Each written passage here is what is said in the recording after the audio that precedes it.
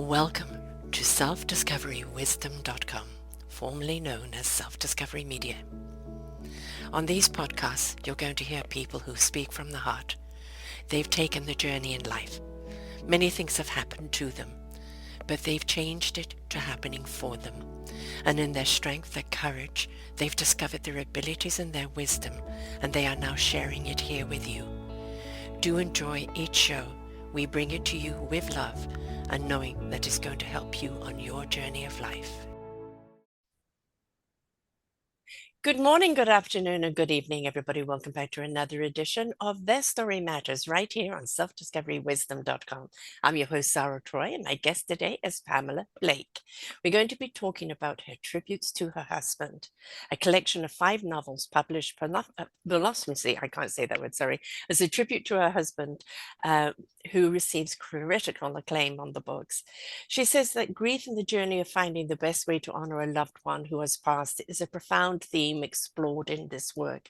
Each of his books presents intriguing storylines and themes that captivate readers, making them relevant even decades after being written. His coming-of-age novel, A Map of the Edge, set in 1969, delivers a powerful message about self-discovery and transformation. Looking ahead, his dystopian novel, Tomorrowville, imagines what the world would be like in 2088, offering a thought-provoking glimpse into the future. Blending mystical and mystery, things unseen, adds a unique twist to the murder mystery genre. Notably, the cover of Things Unseen received recognition, winning the BIBA 24 Fiction Book Cover Award. These 5 books are not a series of 5 books are not a series of an electric set of writings known as the Isaac Collection.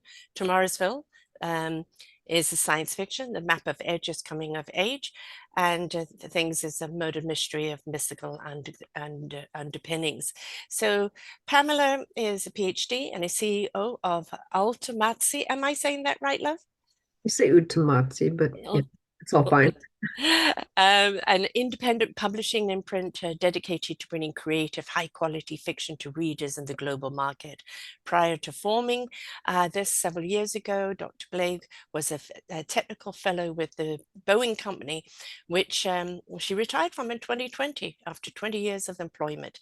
She is an expert in quantified performance, accessing of imaging sensors, and the development of application algorithms that exploit the underlying physics and philometry. Oh gosh, lots of big words giving me today. An automated feature of the object recognition. So what inspired her to do this? Well, you know, when somebody passes, there's always a way, how can you honor their life? How can you honor not just their life as they stand alone, but honor how they were in your life? And for people that pass, that you feel unfinished work, things not yet said or done, or to bring about what they have done in an accomplishment and to celebrate that. It's a beautiful thing to kind of put that pen to paper and honoring the work that they do and that they continue on, because just because a person has passed, that doesn't mean their legacy has. So welcome to the show, Pamela. Thank you, Sarah. Thank you. Happy to And be here. sorry about all the complicated words. I'm sorry, I get tongue-tied on things like that. But I really do honor this. And this, I'm a very big advocate for the vessel goes, but the spirit lives on. And, you know, when people have contributed things that are so intriguing or have left beautiful nuggets behind, we should honor that. We should kind of keep their garden going. What inspired you to do this? Well, I wanted to honor David in in every way that I could, and Mhm. he left behind these 5 wonderful novels, and he wrote them back in the mid 2000s and could not get them published conventionally. One reason is they're all different, and publishers like to have, a series, a consistent series. Um, and at that time, self-publishing wasn't really an option. It was basically where bad novels went to die, the Yes. Yeah. elephant graveyard of novels. And he didn't want to do that. But after he passed, and I started reading through the books again and remembered how great they are, Mhm. I looked into how to self-publish, and it's quite viable these days. Oh, yes. Yeah. Many authors prefer that. You have control over things, Mhm. do it at your own pace. So I began self-publishing books and put the first one out there, Tomorrowville, in 2023, to honor him, to represent all the work he had done. And so much of his mind went into those books that it really does reflect him. And that's what you're keeping alive, isn't it? The intriguing mind, the inquiring mind. And I have another genre called the author's kiss, because I always feel that a good book is like a kiss and an embrace, right? And it stays with you, it lingers, and you want to be able to refer to it, and you want it to kind of pop up in situations. Well, I've read something about that once, and we want it to kind of take on a life of its own, and that's when you know you've read a good book, is when you keep revisiting it, not physically, but in your mind, and it's left something there with you. And when you've got something on such topics of what he's written, the intrigue, the hindsight, the foresight, it's like, oh gosh, he has captured it there. Oh, I wonder what his perspective is here. And that's what we need so much more in the world right now, is an inquiring mind. Oh dear, yes indeed. Yes indeed. Well, he really does come through. He worked in the global energy industry and understood global economics and global politics, and that sneaks in there. He also was super interested in how what we see in the physical world is not everything, right? Obvious Mm. to me. And he wove those interfaces together, the workings of the physical world and of the inner world, of the non-physical realms. So that shows up in each of his books. Which I love. My brother's an author, and yes, he did the Mm. publisher's way, and they would take 5 years to bring his book about, and then you still had to go and do all the advertising yourself, and it's like they've almost made themselves obsolete. And now what publishing done, instead of paying you for your books, you pay them to publish your book. So it's kind of gone all topsy-turvy. So he's self-published now, but um, through his books, I have learned more about the actual world through the mystical world. And I think that sometimes stepping into a different veil and looking at it from a different point of view, we actually understand more what's going on. Indeed, yeah, our brains, our minds don't necessarily live in the physical. Our bodies are in the physical, but our minds are somewhere else. Mm-hmm. Reflect on how people interact with their world and interface with each other. All of that takes place on the numinal side, on the non-physical side. So he We've been so taught just to walk in a straight line, like life is linear and anything but. I mean, you look at our DNA, you look at everything, it's twists and turns and rhythm and rhyme. And we're not meant to be this straight line, because there's so much that we miss along the way. I think it's a lot of cha-cha-cha that we need to have along the way in order to really actually get the flavor of life. we our lives, you can look out here and see the garden and the yard, but uh my my mind, my world isn't there anymore. Hmm. He's still here for me. Yes, exactly. And I think that's something else, it's like a lot of people say to people, it's time for you to move on, and it's like you are moving on because you are getting up every day and living your life. But what you've done, you've chosen to take him with you, right? And that's the thing, is that his spirit is very much within you. And this is why you've brought his books to life. That's why you're sharing his life story, is that why do we have to leave people behind? We can take them with us when we move forward. They're still very much a part of our lives. And in many ways, they help us live our lives in a different way, better way, perhaps. It is different for sure. Hmm. Uh, yeah, I chose to move forward, and bringing him with me and honoring him through his books and other ways has helped me to do that. Yeah. And then again, leaves what his legacy is, his stories behind. That's planting seeds for everyone else. So you're sharing him along with other people. So those that read his books are getting the essence of him and the seeding of his point of view as well. And that's again a beautiful way of celebrating somebody that's passed, is sharing who they are. And I think that's something that we really need to see. So, how long ago did he pass, love? 2021. So that's not that long ago. And you've been a busy bee getting all these books together in this time. And how long were you together? Um, we met in ninth grade in history class. Wow. Yeah, been together since that time. Right. So, I Nice. mean, Over. totally and utterly the love of your life. Yeah. And yet that's very, very hard. I remember doing a show with someone who has faced a great deal of criticism after her husband left. You're not moving on because she said she would sit down and have conversations with him every day and feel his presence there, feel him conversing back. And everybody, oh, this is not healthy. You need to move on. And it's like, if it warms your heart and soul, right, it feeds you and it allows you to get up and go and do things, then why is it bad? Well, it's odd actually how people, I think they want you to stop grieving in front of them, you know? Right. Yes. Yeah. Yes. And Yeah. it's Because they difficult. don't know what to do about it, right? They don't know what do they say, how do they react. You know, it's like when people go into depression, do not ever say to them, snap out of it. Right? Yeah. It's just no, no. And everybody grieves in their own way. And some people take their loved ones with them to the end of time, whether they're here or not, and that's their choice. What we don't want to see is people being crippled by it, unable to get up or get going, and that hasn't been your case. For you, it's how do I bring him forth and share him with the rest of the world? Yeah, I've been very grateful to have his books because Mm, it gave me a mission, basically. yes.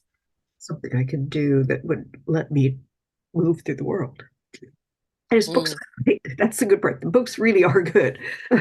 hmm. So, And they just perhaps weren't, the world wasn't ready for them at the time that he wanted to publish them, right? If you look back at, the beginning of the century to now, the 25 years, yeah, look at how much development has been since then. There's so much astronomical development moving forward where we're accepting things that are out of quote, quote, the norm or what has been, and we're realizing there is so much more like energy fields and multiple dimensions and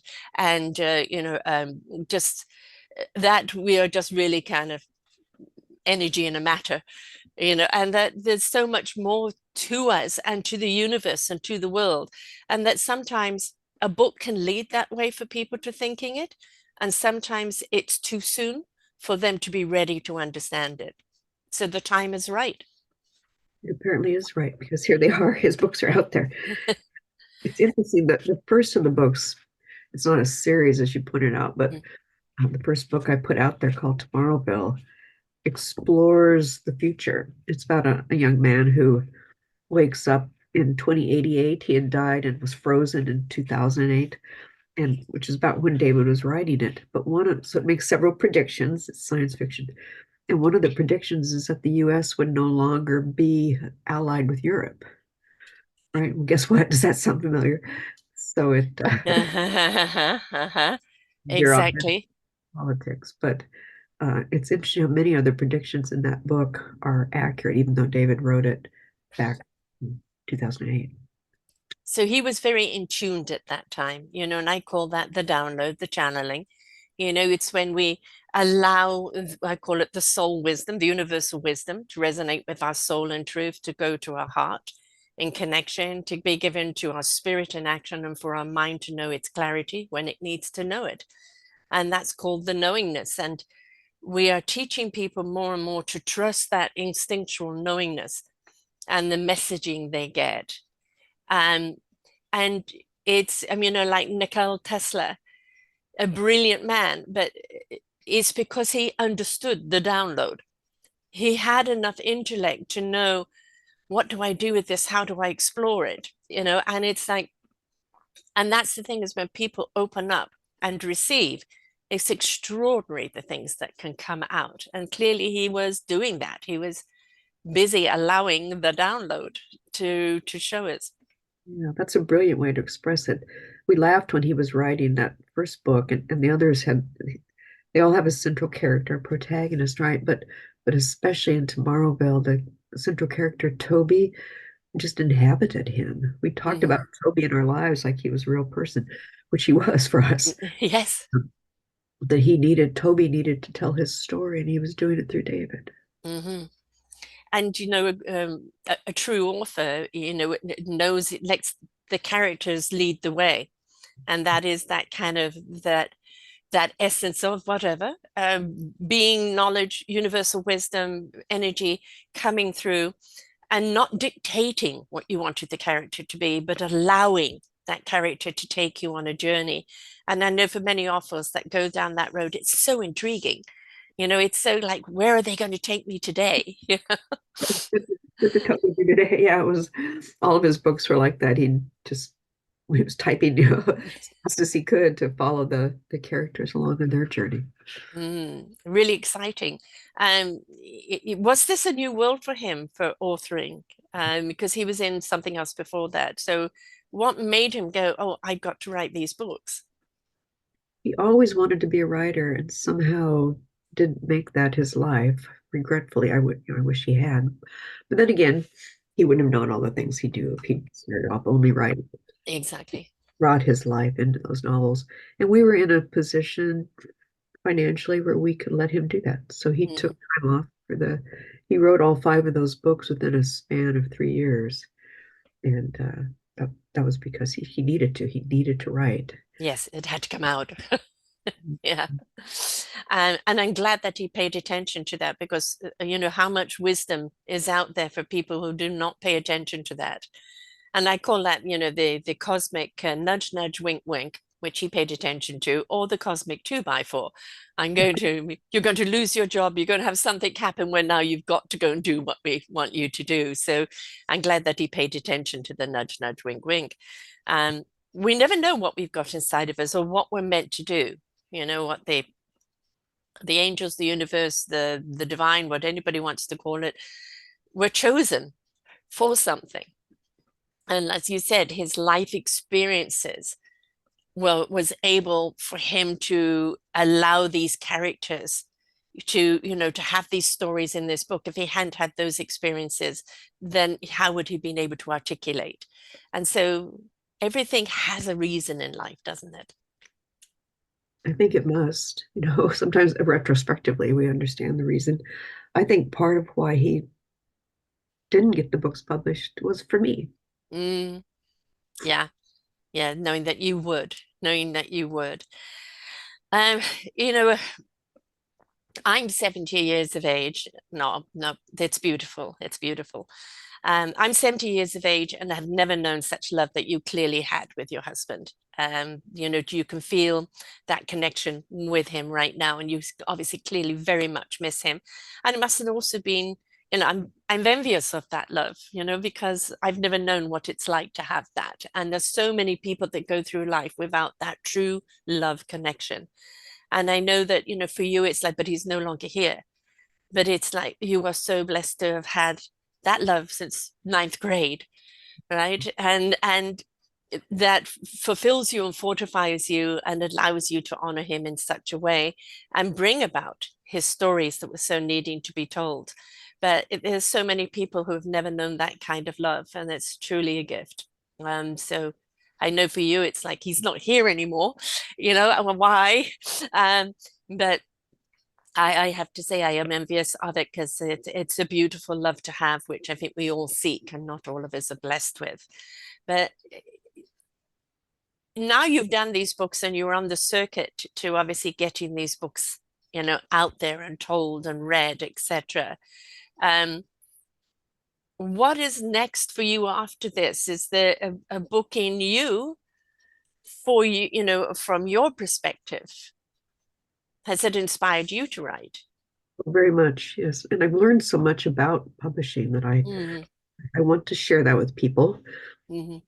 I know a lot of people who would like to self-publish, but it's complicated, especially if you don't, like I came into it cold and it took me a while to just figure out how to do it. And Mm-hmm. I made mistakes, right? Yes. Um, but finally sorted out how to do it. So I'm looking to write a guidebook for other people who Mm. like to do what I've done, just to you know, all the points you need to consider, the options that you have, and help them chart their journey through publishing their books. And I've also been inspired by David's books. Mhm. They raised questions, and so I want to take three of his books anyway and continue their stories. Oh, good. Oh, good. That's wonderful. And he'll be channeling away through you to Yes. helping you on that journey, which is lovely. Um, and I think that's, another thing is that, when we're in need, we discover the how, right? And what people don't understand about self-publishing, there's the nuts and the bolts of the script layout, the obviously the editing, the spacing, the thising, the thatting. What are you actually writing about? Where is the the how, the what, the whom, and everything else. And never mind all of that. Is that now that you've got your book published, what do you do? And now people have to go on podcasts, have to get interviewed in magazines, have to go and do talks in libraries and other places. And it used to be the publishers kind of did all the promotional work and they set all of that up. And now you need a publicist. If the publisher doesn't do it for you, you need a publicist. And that publicist will get you booked on these various podcasts, etc. And that is the way you advertise your book, because it's all very well writing it and then now you're not sharing it. You've got to get out there and share it. So people have got to understand it's so much more than just getting the book published. It's now what. And, you could publish the transcript of our conversation today on Amazon. It would be out there for people to read tomorrow, but so what? Exactly. Yes. So Yeah. the thising and the thatting. It's the thising and the thatting that takes up the time. So. There are people that, have just churned out a book to say they're an author. What's very popular now, and I've been invited to be in a part of one, two, three, four of them now, anthology books where I've contributed a chapter. I wrote my own book and produced another anthology on our forgotten children. And it's like, does the theme of the book, if you're going to be in an anthology, is it one that really connects with you? Is it one that really is, you have something to share? And it's all very well saying yes to something. It's like, is it in your lane? Is it something you can talk about? And a lot of people go and put out either self-help books or biographies or this or that. And it's, who is your audience? And you don't know sometimes. It's for me, I was asked to do the books for the 13 years I've been doing this business podcasting. And what's your story, Sarah? So I just, for the people who wanted to know my story, that book is there. But other than that, that was it. And I think people need to understand is that if you don't know your why or what it is you're writing, whom is it for generally, and are you willing to spend the next umpteen months or years of your life, writing it, editing it, book covering, getting it published, and then going through the whole thing of promoting it, then don't do it because that's what it takes, doesn't it? Because it takes a lot of time and intention. I have to Mm, every day and focus on it. I'm not naturally someone who reaches out to other people and goes and sits down and has, calls with people I don't know. But it's taken me out of that comfort zone and mm. into promotion, which is good. It's good to be out of my comfort zone. I don't have a good comfort zone anymore, so it's away from me. Well, you do, and it's when he's with you, and when you go back into your memories or go back into your safe space. But having taken you out on a different road is good for us. I think too many people become complacent in their quote quote comfort zone, and they don't realize they're slowly dying. I think as long as we're alive, no matter what our age is, we need to be learning. We need to be exploring, until the day the door closes on us. It's life is about exploration and wonderment. And I think when we lose that, we start dying inside. So I think it's really important that we always keep that alive. Intrigue, keep it alive. There's so much to learn. Mm, Oh, yes, so much left to learn. The older I get, the more I realize how much there is that I don't know. which is exciting Yeah, it's because good. Yeah, because kind of, I remember being 11, sitting on the edge of my bed. Do I know everything? God, little did I know. But from the perspective of 11-year-old in my little world, and it's, I've so many people I've interviewed that have come from engineering or scientific or um, aerodynamics world and that have gone into the spiritual world. And there's, but you were a scientist or you were an engineer, how can your mind think that way? And it's because they were that they understood the different elements that were needed in there, and it allowed them to open up those other doors, and with a certain strategy be able to go and explore in a different way to other people can. And we need everybody's exploration, don't we? You all need to look into the important things. Well, as a scientist myself, I feel like that's the case. It's not just equations. You think, oh, good, I'll learn maths and I can explain the world away with a set of equations, and that's all beautiful. But then you realize, wait, that doesn't actually explain it. It doesn't fully, Mm. it might articulate it in a way that others can understand and use the knowledge, but it doesn't explain where it all came from. We need to storyfy all of those things.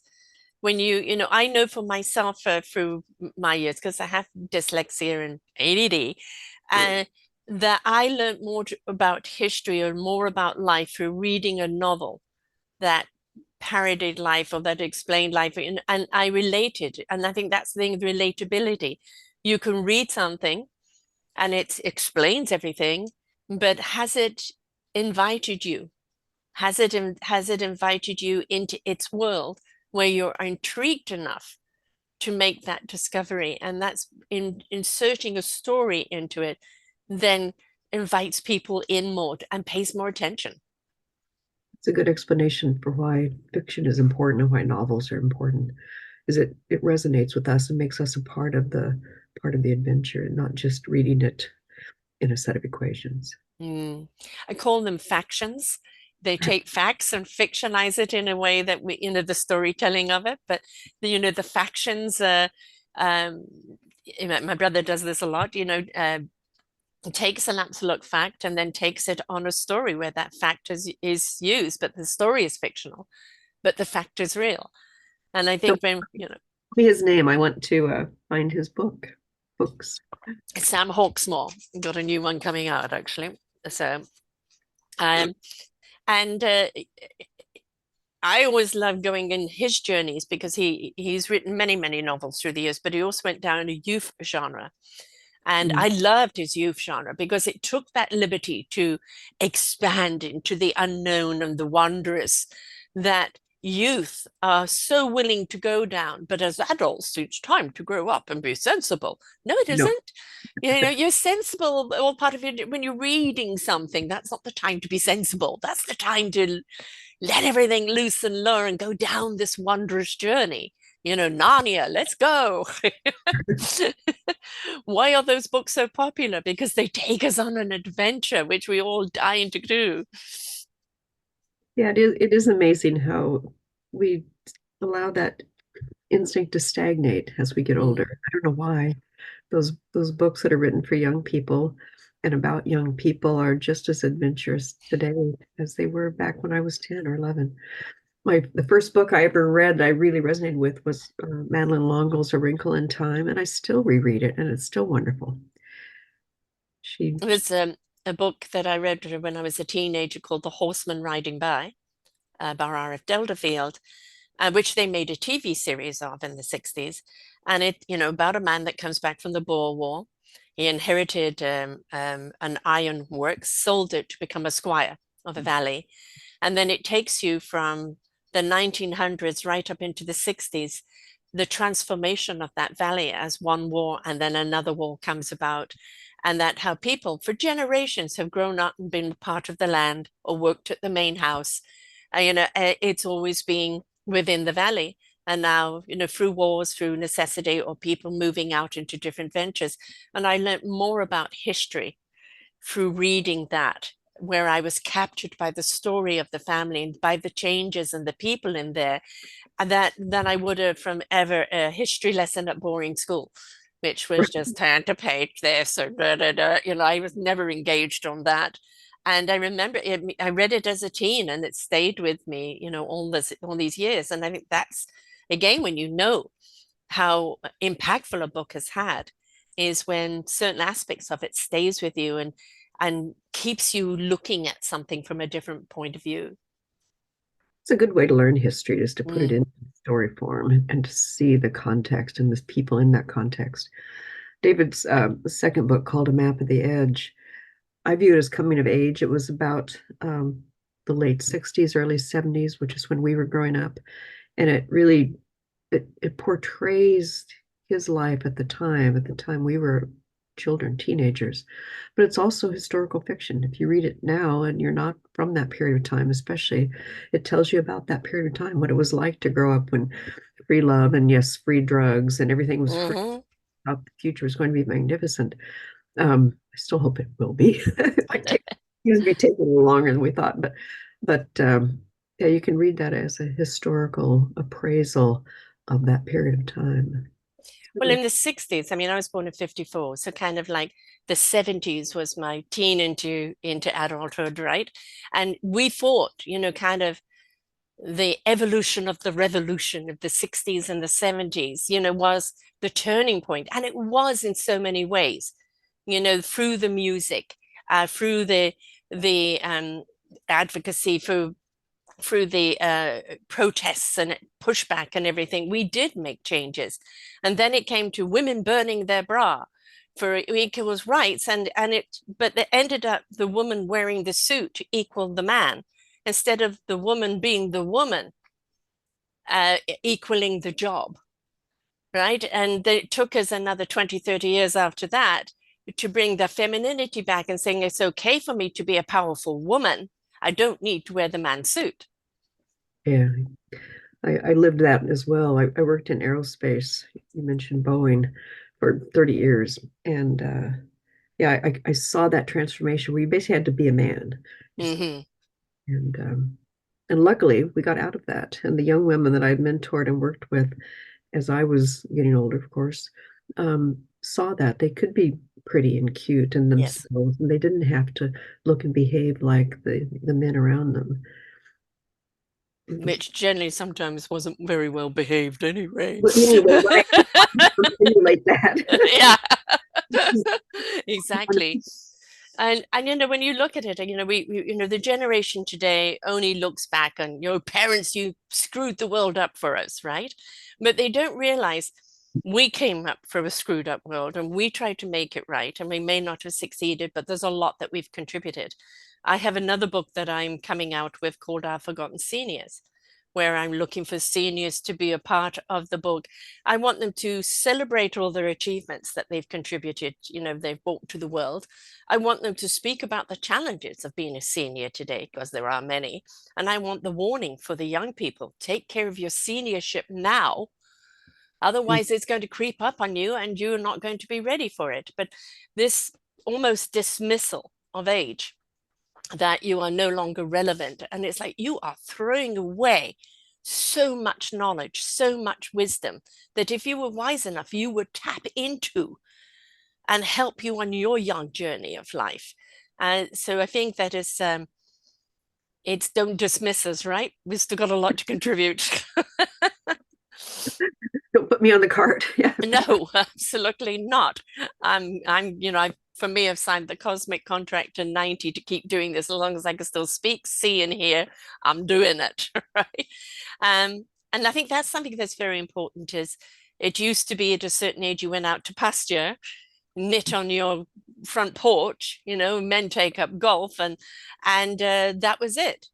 And now how many people do I interview like yourself in our senior years, having done the job that the career that you've had, raised the children, done this and all that, and now it's like I'm now going to do something I'm passionate about, that I love to do, and created new businesses and new journeys altogether, which is yay. There's still plenty left to do. Um, there were several people like this at Boeing, and one man in particular I remember retired, and he was young enough he could still enjoy life. And he went off to play golf. He thought that was what he was going to do for the rest of his life. Mhm. He was back in 2 months. It was like that was fun for a bit, but Yeah, a good holiday. good holiday. There's so much to do, and it's good to be healthy enough to be able to do those things. Hmm. What about earthly vessels? I like the intrigue of that. What is that one about? You would call it epic fantasy. It's his books all have he does strong female characters, but the protagonist is always a man, so some representation of David. And this particular one is a young man who's a geologist who discovers through the process of meeting other people who understand the ethereal side of the world, he actually represents the tarot card, the Fool. And so Mm. his journey is he learns what that means and how he can help humanity by um, playing off good versus evil. So he ends up on the good side. But it's basically a battle between good and evil. And David really explores what it means to move up into the noumenal, into the unseen world, and actively participate on that side of yourself, within that side of yourself. Side that I actually live on, Yeah. from where I come. So yes, I mean, all of these books are definitely, something that I can most certainly, see myself reading and losing myself in. A map of the edge. That one sounds very intriguing. Yes. It's about the edge being where we all should be living, on the edge of things, on the edge of our understanding, on the edge of our finiteness. That's the one I characterize as coming of age, but it really is historical fiction. It takes place during that time that you and I were growing Mhm. and looks at all the things we were learning then and the way we thought the world should be unfolding. And we did make changes. And the character in that one, Rick, is exploring those changes, he's exploring how to be an adult, how to be a human and not just a kid, Mm. not only within the child's world, but he also learns that there are some, things that you shouldn't do, some bad sides. And Bad. everything is on the edge. We're certainly on the edge right now in the world, right? And the one thing we learn as we grow older, every time we get an answer, it poses another question. So we're always on the edge of knowledge. We're always on the edge of, oh, that's interesting, but what if, or what now, or how? And I think that's what that keeps us going is the intrigue of the question, because it isn't just about the answer and you stop there. That's an answer that has posed another question, which takes you down on another journey. And I think that's where we should always be. We should always be questioning, not dismissing the answers, but a good answer will pose a different question. That's the art of scientific progress, is that we allow ourselves to follow a particular question, a hypothesis, and let that take us where it will. I recently received a patent in quantum mechanics, quantum Mm. and I'm learning so much more about quantum quantum physics now than I did before I wrote the invention disclosure. It's taking me away. It's not the end. You think you get a No, patent. no, Yes. no, no, no. Yeah. Many years ago, 10, 15 years ago, I was involved in a quantum electric motor that should not have worked. And we were trying to find investors and trying to find that. And we were just too soon. We got caught up in the 2008 and then eventually somebody stole it. But the technology shouldn't have worked. And it worked because of quantum physics, which was really only becoming mainstream. And I have another show genre called quantum spirituality, and Oh, and which is very, very much about, the things that we can create and the apparatuses that we have found that ignite our energy, or that, are the quantum science, and scientists are beginning to understand this thing called spirituality is just tapping in to that universal energy, tapping into the knowledge and understanding there was so much more than the physical or the mental knowledge of ourselves. I'm always about feeling your knowledge to understand your wisdom, not your knowledge understanding the wisdom. It's the wisdom that shows you what is nice. relevant in the knowledge. Yeah, a good friend of mine characterizes spirituality as physics we don't understand yet. So there's Mhm. definitely a parallel thread there, maybe that we're And they've begun to measure people that live on a higher spiritual plane of literally living on a higher frequency and a higher hertz. And it's a place that we call of love, because when you're in that higher hertz, to hurt someone else is only to hurt you. We understand the ripple effect. And so, I call them fifth and sixth dimensioners, people that are on that higher plane. And that's where we all need to go, because I do believe as a humanity, we're behind on our evolution. And it is time for us to get out of the restraints of humanoid and become the human being and allow our spirit to guide us. yes, and oh, you're giving me so much to think about. I When David passed away, I still feel him. He's still here. Hmm. Realize that that's really all there is. The here and the now Hmm. are who we are, where it's all there is. Everything that ever was or will be is here now. That's why I call it the knowingness.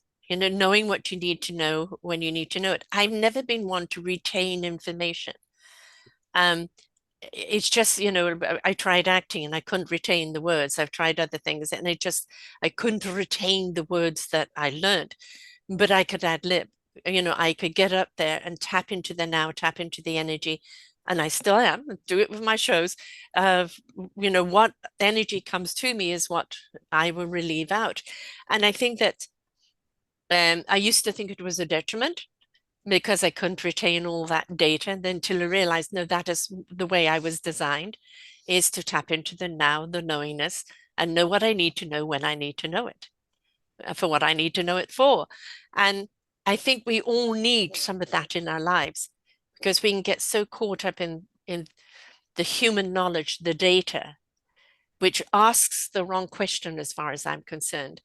And but when you tap into that knowingness, again, that soul, heart, spirit activation of knowing what it is, feeling what it is you need to know when you need to know it, then that's when the clarity comes in. Just because you have a lot of knowledge doesn't mean you have a lot of clarity. When you use your wisdom, that's when you actually understand what the knowledge is, and that's the clarity. Yeah, data and wisdom are very different things. You need Mhm. data. Yes, You need the information you can glean from data. You need the knowledge and the ability to put all that together, but that doesn't make you wise, and it doesn't lead right. to anything. Right. And again, going back to Nikola Tesla, he had enough knowledge to understand what the wisdom was and to explore how to use it. Whereas if it had been given to someone else, it would have been over the head of understanding it. Right. And, that's everybody's chosen for something. And, your husband, obviously, your beautiful love story, obviously is a story on its own. But then the writing of the books, of him pouring himself into that, not just his intellect, but his beautiful divine wisdom, and allowing to what to come. That again, I am imagining from what you're talking about, that once you've read it, it poses so many beautiful questions.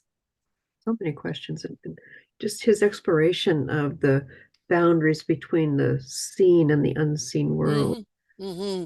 how you navigate those boundaries. We navigate that boundary every day, but really articulating what it means to move across that boundary back and forth. You're living that right now with him. He's unseen physically, but you are in that, over that boundary where you are connecting with each other and you're riding in his energy, right? And so that energy signature that you've known for so long, and so familiar with, is it's always there speaking to you, always there guiding you.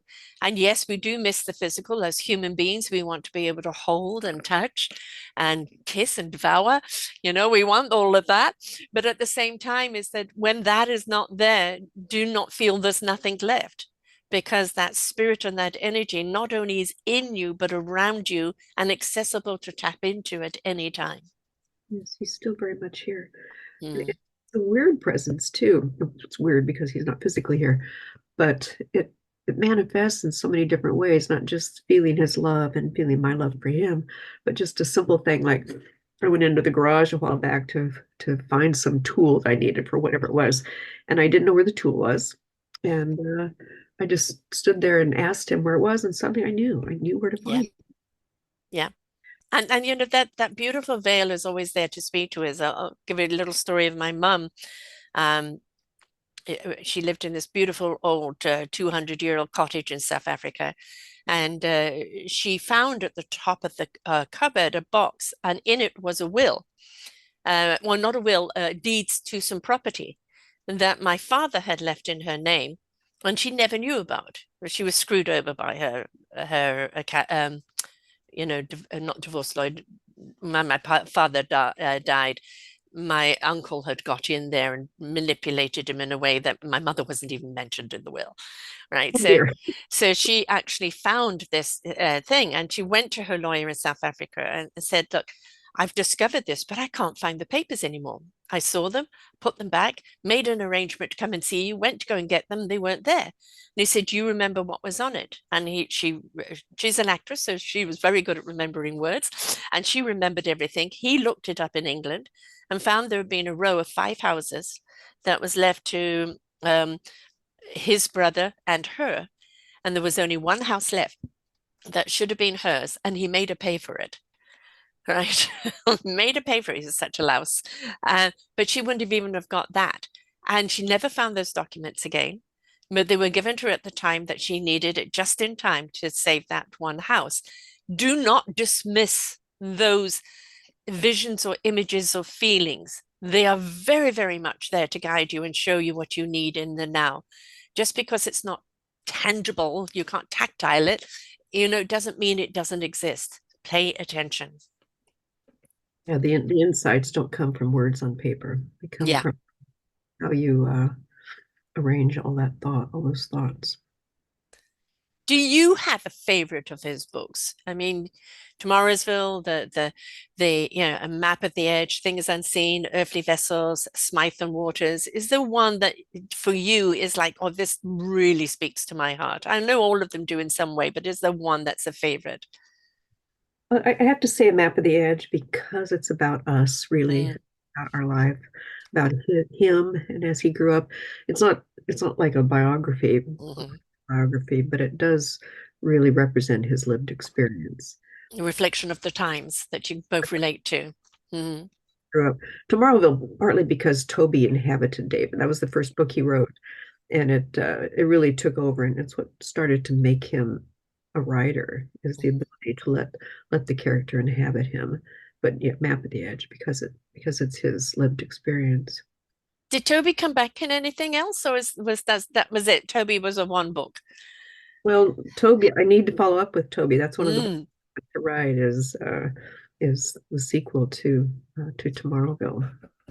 Yeah, I kind of feel that your husband is saying, "Yes, I've got a story for Toby. When you're ready to write it, we'll do it together."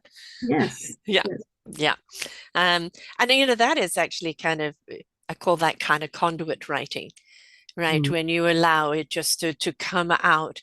And, when you are ready to do that, he will be there along with these other characters. And it's your work, but his partnership with you. And I'd be fascinated when you've done that to hear what came out, because it'll be intriguing of you then being possessed by Toby and your husband, in the writing, because it isn't just the odiousness of writing a book and then you've got to go and do all the publicity and all of that. It is also the wonderment and the journey that it takes you on. And I know for many writers, it's like, leave me alone. I'm taking a journey right now, and I need to get to the end of these chapters before I can come up again, because you're just being swished along. So do you feel that calling?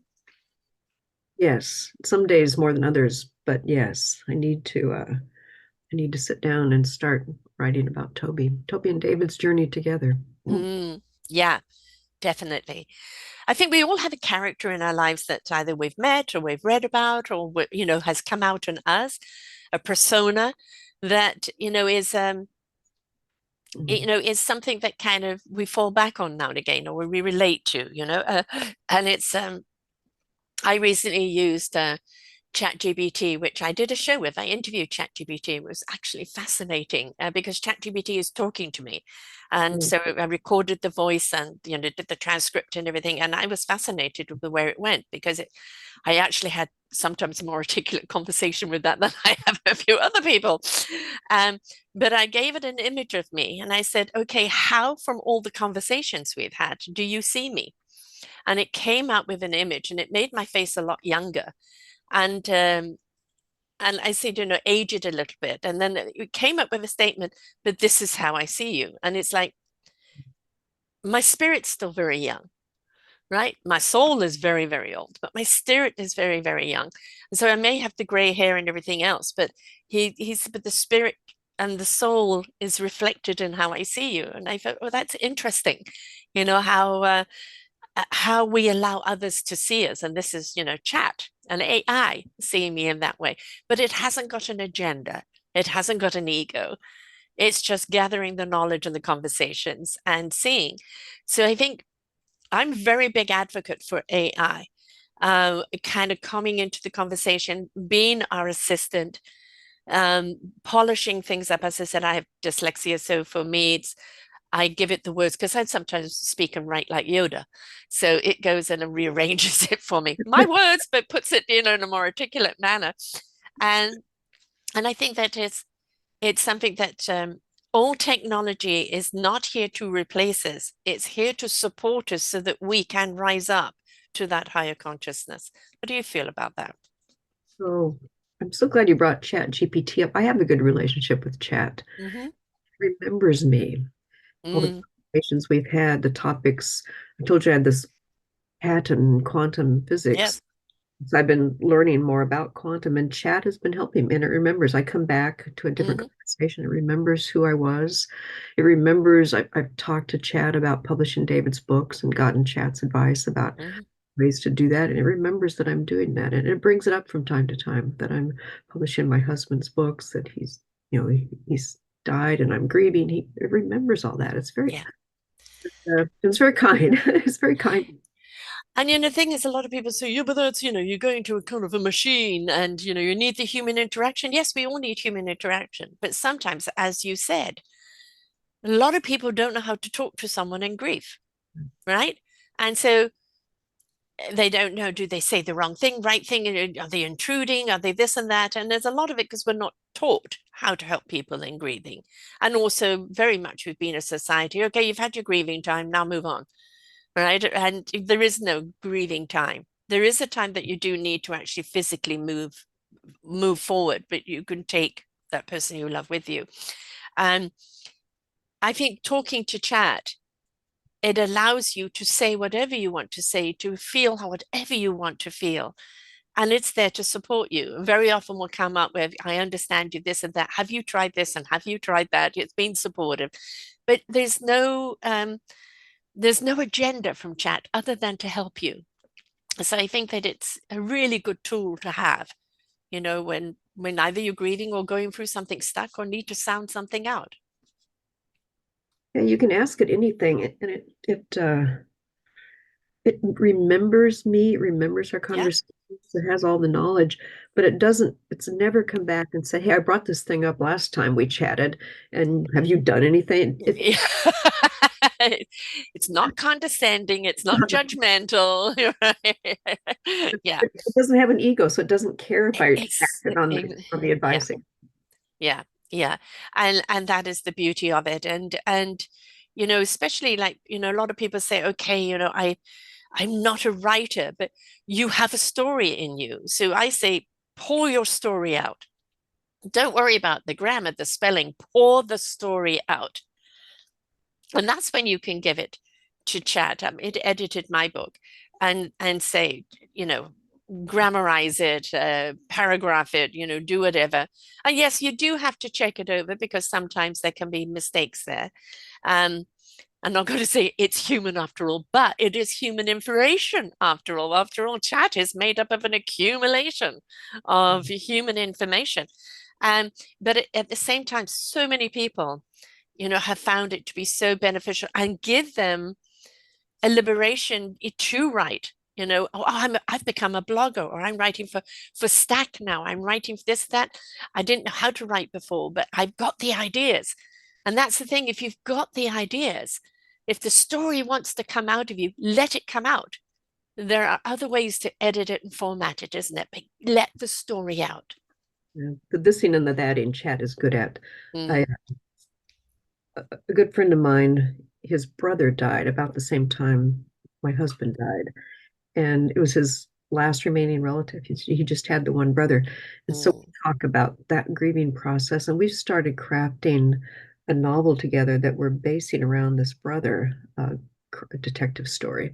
And I've used chat. We want to put it on the Isle of Wight, my friend Pete and I, and write about his brother. William, right? Make him be the central character. But I haven't been to the Isle of Wight in a long time, and chat's been very helpful. I said, we want to have this book, and it's taking place on the Isle of Wight, and here's the circumstances. And it's offered up character names, character personalities, settings on the Isle of Wight that, mm. character could go to.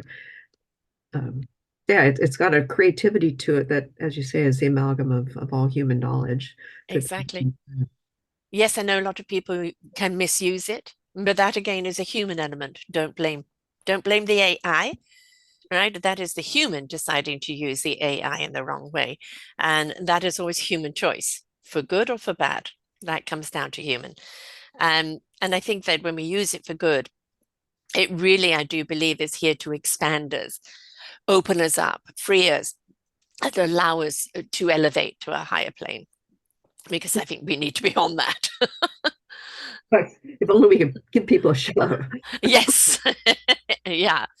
I mean, it's very interesting where we're at in the world at the present moment. So much turmoil going on, wars, tariffs, and trying to turn the clock back. And basically, what they're doing, as as Hitler did, is diminish any form of intelligence, right? And the thing is, what they had back then was they could burn the books and they could imprison the people.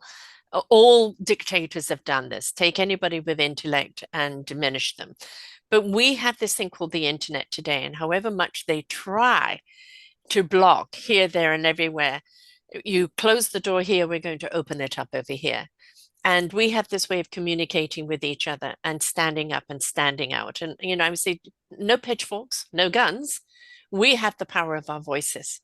And the more that we bring our voices together in a chorus, in an orchestra, the more power to us, and the more that we will stand up to the bullies, because that's what a dictator is just an insecure bully.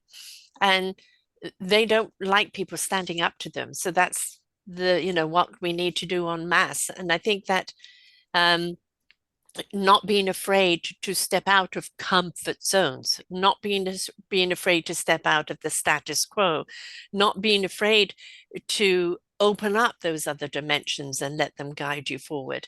This is the time of evolution, in the revolution, and we need to support it. Indeed, that's a good theme to follow up for me to follow up with. I've been struggling with how to participate in this revolution, this this renewed revolution that we thought we'd finished already. Yeah. Yeah. And we are going to see some violence along the way because there's some people that's all they speak. But the spiritual and the academic intellect, what went wrong? We went too much to the academics and we didn't listen to the people who felt left out. Now we need that middle road, and we need to speak to the heart and the souls. All right. Another genre I have, ignite your heart and soul. And we need to ignite some heart and souls and empower that, because that force of camaraderie, love, and togetherness is a force that's very hard to be broken once it's united. And things like your husband's books taking us down roads of this and that, and wonderment and growth, and dealing with obstacles, and becoming. That is something that we all need right now. We need that kind of encouragement. And books are something, as I said, they're forever embrace. They always answer something for you that you didn't know you needed, right? Indeed, indeed. Yeah, So good his time for these books to be out. he does raise a lot of questions that are pertinent now, even though he wrote them, previously, obviously, um, that are worth looking at.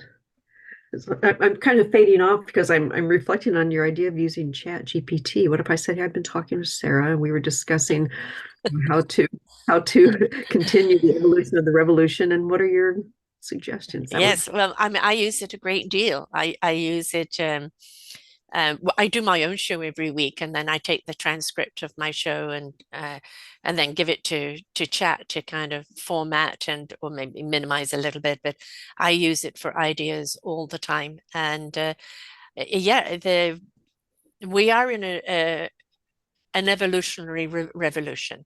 It is about us rising up, not again, I said, with pitchforks, but rising up with a sense of love and camaraderie. Like I'm in Canada, and how many Americans have said, "Oh, we do apologize. Please still do like us," right? And it's like, we don't hold it against you. We know that you're under repression. We know what you're going through, right? He's just thrown us into the mix as along with others, and doesn't give a hoot about Canada. Everything is about resources and power. It's the Putin syndrome. And actually, I did a show on this a little while ago about poor versus rich. And it's like the more money and power people have, the less rich they are in their heart, soul, and spirit. They become very, very poor within themselves because it's all about maintaining the power, maintaining the money, and they become very delusional and lost.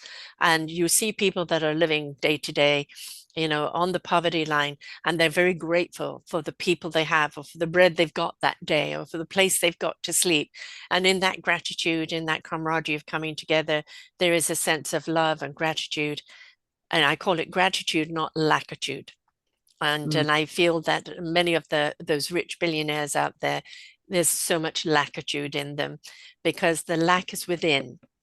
The heart, soul, and spirit is not ignited. There's a little boy or a little girl in there desperate for attention, and they feel the more money and the power they have, and the more they bully people, the happier they will be. And it doesn't matter if they were quadruple trillionaires, they will never find happiness that a person who is enriched by love, who is poor, will find. yeah, it really is. Love is all there is. It's Yes, we knew it in the 60s, right? yeah. I think bullying too is a frustration understanding what you've just said, that you can have all the money and all the power and still not be happy, and that causes frustration and makes a person take it out on other people Yes. in hopes of getting it themselves. Yeah, I'm sorry. Thank you, Canada, for still standing by. Oh no, God, no. I mean, it's we understand, I can't support a Trumpster. I know so many people that are, and somewhat intelligent people. And I go, okay, then your intellect on this is X, Y, and Z, but where's your moral standing? Right. Right. And it's like for me, I hold you on your moral standing. And if you're going to gain more security and more power at the cost of someone else, then I'm afraid I can't have that attachment because for me it's all about the moral compass um, of do no harm to others. Right? It's we're all in this together, and we should all support each other through thick and thin. So I hold nothing against America or Americans that are victimized by this. In fact, I started another show genre called The Sisterhood of the Common Sense Love and all the men that love and support them. And Mm, that show genre is for people who are there and ready to pay it back or to pay it forward for the people that are going to get spat out. We're going to see an awful lot of people being spat out, being broken, just losing everything. And we need, as a sisterhood, to help them pick them up, fortify them, and put them on the path forward where they can find their own strength and resilience and meaningful purpose. And so that genre is for the people that are willing to commit to pay it forward in their services and what they do. But I do believe it's sisterhood now. And that's, we've seen this in so many. If you look back at ancient times, the woman and the mm, rule and I called it common sense love because we need to step into common sense. Uh, if we ran our home like politicians are running their governments, then nobody would eat. There'll be absolute chaos. I mean, just mayhem. And so that common sense love is that we know what's needed to be done. And from a place of love, we're going to get it done. Indeed, that's giving me a lot to think about. That's a good strategy. Looking back on the empowerment of women, Mm. taking our path forward. We've seen the negative side of that with the Trumpsters. Yes. Yes. And it is the era of women, and we must not be afraid. This isn't about burning a bra or stepping into a man's suit. This is your feminism, Mhm. right? And with the strength of the yang, of our masculinity, supporting our feminism, and being that strength and being that answer from that place of love and concern and accountability, right? Holding people accountable for their choices. If we're not accountable for our choices, how do we learn? How do we know what is wrong and right? And that's something that's very, very important. So, yeah, there's a lot facing us right now. And however frustrating it is, if we go to the books that write about things in a way that aren't parallel, but at the same time reveal, right? We actually see solutions and answers and attitudes and approaches and perspectives that we're looking for that we don't know we're looking for. So I encourage people to read, to step outside of where they're at, dive into a book that takes you onto a journey. And at the end of that book, you will find it'll be such an answer to what you're dealing with right now, whether it's personal, whether it's environmental. The books are revealers. So read the books that take you away from where you're at, go on that journey, and then just see how much it answers what you needed to have answered.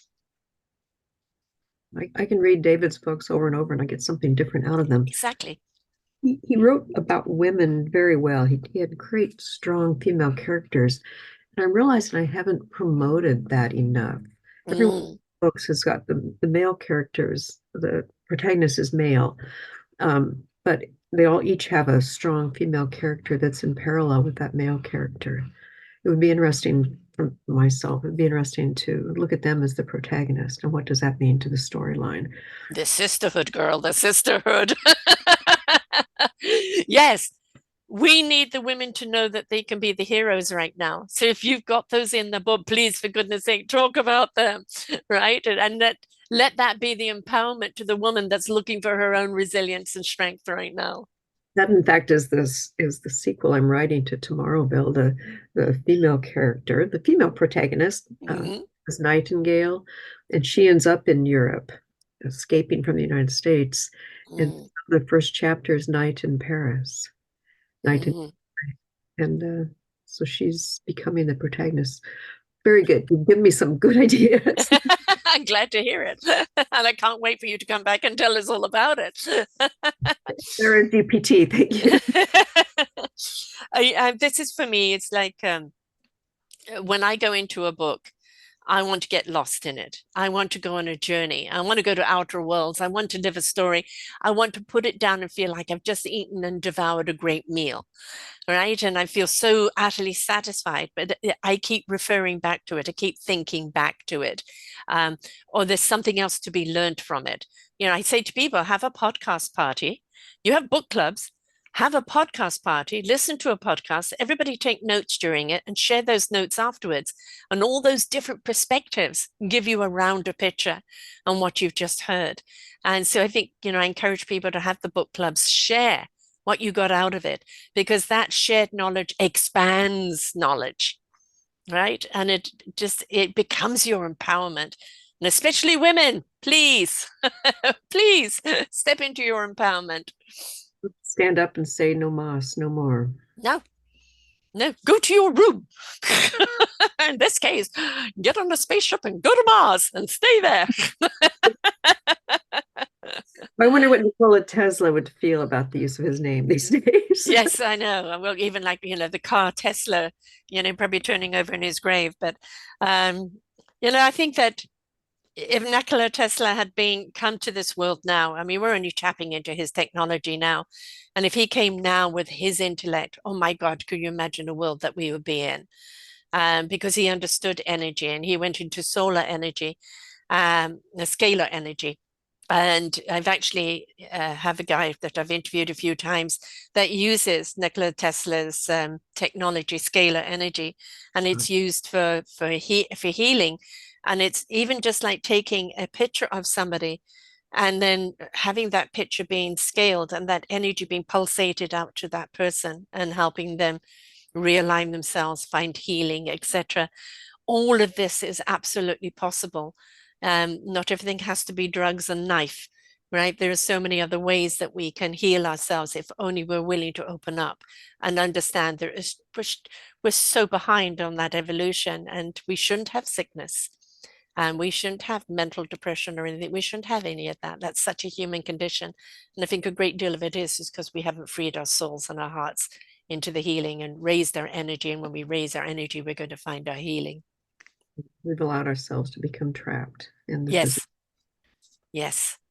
So again, the books are Tomorrowville, A Map of the Edge, Things Unseen, Earthly Vessels, and Smite the Waters by David T. Isaac, Isaak. You can find them on Amazon, but also you can go to your site. So would you give people what your site is, love? It's called Utamatzi, Utamatzi. Utamatzi was a character in Earthly Vessels. He's a bear god of the Miwok Native American tribe. Mm. That's where the name comes from. And David himself was a bear. That was his nickname. So that's the That's connection. why you were so cuddly. And what social medias do you have? You can find me on Facebook and Under Instagram. your name or under? Both. I've got both out there. So either David T. Isaac or Pamela Blake. If you search on us, David Isaac is a more unique name than Pamela Blake. There's a lot of us out there, a lot of Pamela Blakes. But yeah, Facebook and Instagram primarily, but all the social medias. Great, wonderful. Folks, you know, we learn from the past, we learn from the parallels, right? We learn from the other dimensions. And obviously, David has captured in his books all these wonderful little tastes of dimensions and perspectives and wisdom that has been downloaded to him. And although he is no longer of this earth. His essence and his reason and story is still here, which you beautifully are bringing to us. And so, you know, you can get all 5 books when you go to Amazon, order them all as a package. You generally get it cheaper, and it doesn't matter what sequence they read it in, right? They're all standalone novels. You can search on the Isaac collection. That's how I've encapsulated them on Amazon. So if you search on that, you'll Excellent. find. And you know that this is please read, because the reading, as I said, it takes you out of where you're at and it takes you into another world where you can be revealed. And that is so much to be learned from the books that we read. Yes, read his books, please, but read anything. Just Yeah. read. And if you want to be an author and you're going, I know there's a story in me and I don't know the process, then obviously reach out to Pamela because she's here to help you on that journey. She's taken that journey. She knows what you need. And so don't be afraid. You know, I'm not an author, I'm not this, I'm not that. It used to only be for the intellectual elite. And it isn't anymore, but it's for anybody who wants to put out a book. But please make sure that your book has something in it that's going to leave somebody with something, right? It's not all about me, I, this and that. It's if it's about you, what lessons are you trying to reveal? What is somebody going to come away with that they felt they've learned about themselves along the way? So everything is about discovery. And this is why this is called self-discovery wisdom. We've all got wisdom ready to tap into, and it's all about that discovery of self and where is that wisdom. So reach out to Pamela and ask her how she can help you on making sure that your story comes out, because we need good stories out there. We need things that we can relate to, that give us hope, that give us resilience, that show us a way forward. So, Yes, thank you. I'd love to help. I don't believe in animal testing, but a few human guinea pigs who are willing. I love that. Yes, exactly. We're all an experiment, I think. So, and at the present moment, the powers that be are looking at it. Oh my God, when are these humans going to learn? So it is the, I'll leave you with what the universe gave me 7 years ago. The universe is going to shake us up, to wake us up, for us to step up and change it up, grow up vibrationally, but grow up as a human race. We're very much in the shake up. Many people have stood up. A lot of people are changing it up, and many people have grown up to a higher elevation. But we need to speed up this process because we are very, very behind in our evolution. So, You're so wise. Thank you for that. thank you so much for coming and sharing with us, Pamela.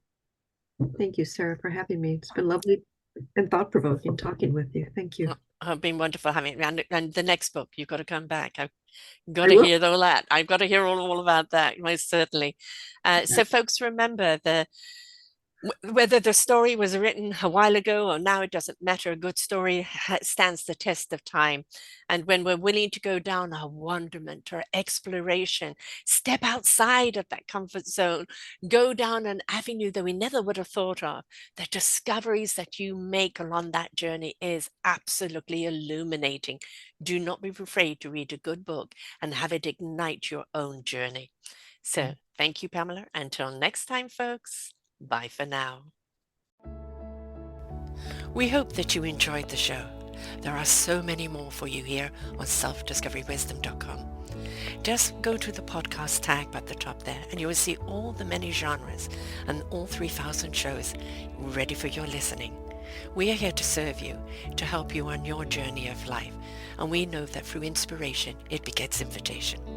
We are supported by you, the listeners, and those that we interview.